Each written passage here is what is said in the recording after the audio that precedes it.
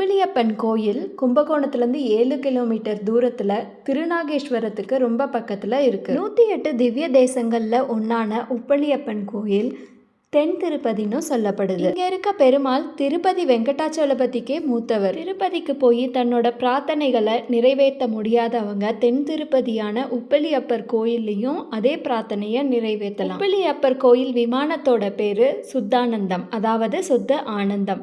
திருப்பதி கோயில் விமானத்தோட பேரு ஆனந்தம்.